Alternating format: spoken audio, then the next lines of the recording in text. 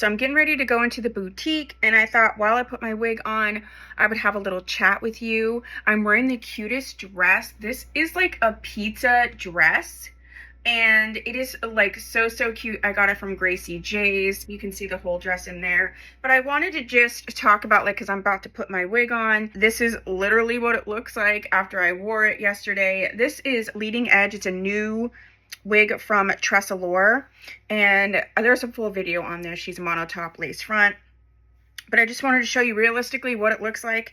And I wanted to talk quickly, because this shouldn't take long, about wigs and just, you know, learning about wigs.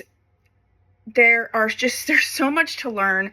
So I just want everybody to, like, be kind with themselves, understand that, you know, this is a whole lifestyle. This is a whole thing. And it's okay if you don't get everything. It's okay if you make mistakes. It's also okay, like, there's certain things, like, some people get so jazzed up about stuff. Like, some people believe you have to have a lace front monotop. Like, you have to. I don't believe that, because everybody has different needs. Everybody has different budgets.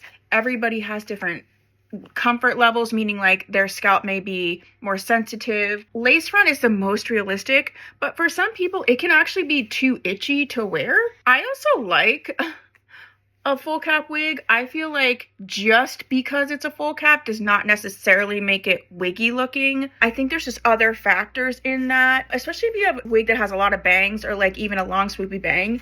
You know, if you start walking around, this is a homework I'm gonna give you. I want you to start walking around looking at people, like really looking at them. I want you to start noticing that people with bio hair, I think when you get into wigs, you think, oh, well, like, you have to be able to see all the little hairs coming out of the head. There's a really prominent part. A lot of people do not have that. They do not have this, like, prominent visible part. Some people's visible part is pretty wide because they are thinning and things like that. I just want you to really look at that and kind of notice that sometimes it's in our head. Sometimes it's just a belief that we have in our head.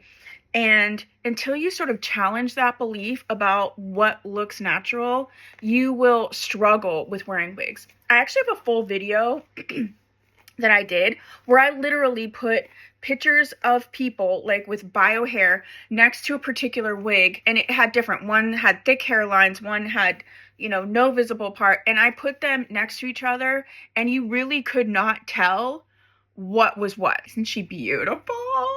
This is like basically my go-to wig now. I'm gonna get a couple more colors. You know how I get. The one that I love, that I wear a lot, is the Dolce 23, which is much longer and has a lot more hair. This is also heat safe as well, but I'm just really loving this particular wig. But anyway, this is my little, like, hey, I'm just gonna put my wig on, go to the boutique, and kind of just talk to you about, I want you to challenge yourself on what looks natural. I also want you to challenge yourself in terms of what looks natural on you, especially if you've been thinning or if you just naturally had thinner hair.